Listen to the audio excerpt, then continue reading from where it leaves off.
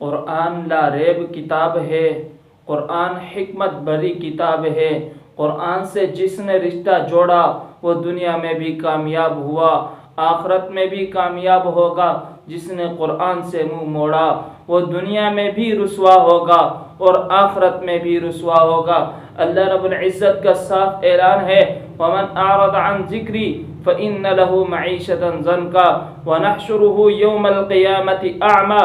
جو قرآن سے اعراض کرے گا، جو قرآن سے اعراض کرے گا، فَإِنَّ لَهُ مَعِيشَةً ضَنْكًا، دنیا میں اس کو عذاب یہ ملے گا کہ اس کی روزی اللہ تعالیٰ تنگ کر دیں گے۔ وَنَحْشُرُهُ يَوْمَ الْقِيَامَةِ أَعْمَى، اور قیامت کے دن اس کو اندھا کھڑا کریں گے۔ قَالَ رَبِّ لِمَ حَشَرْتَنِي أَعْمَى، اور وہ یہ کہے گا کہ اللہ آپ نے مجھے اندھا کیوں کھڑا کیا، دیکھ سکتا تھا۔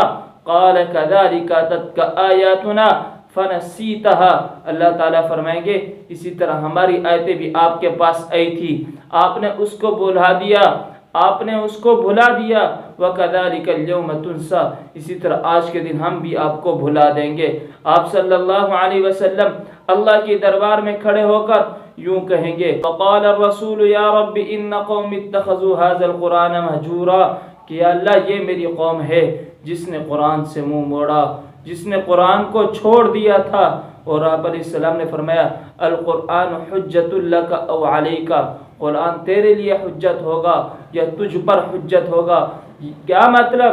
کہ مطلب یہ کہ یا تیرا سفارشی بنے گا یا تیرے خلاف یہ جھگڑا کرے گا۔ اس لیے اپنا تعلق قرآن سے جوڑو، رمضان کا مہینہ ہے، اور اپنا تعلق قرآن سے مضبوط کر کے قرآن کی تلاوت کرو، قرآن کو پڑھنا سیکھو، اپنے بچوں کو قرآن کریم کی تعلیم سے مالا مال کرو، ان کی دنیا بھی بنے گی، آپ کی دنیا بھی بنے گی، اور ان کی آخرت بھی بنے گی، آپ کی بھی آخرت بنے گی۔ اس لیے شاعر کہتا ہے، دنیا کے شاعروں کا دیوان پڑھ کے دیکھو، پھر اس کے بعد رب کا قرآن پڑھ کے دیکھو، آنکھیں بھی ہوں گی روشن، دل بھی ہوگا گلشن، فقط ایک سورہ رحمان پڑھ کے دیکھو۔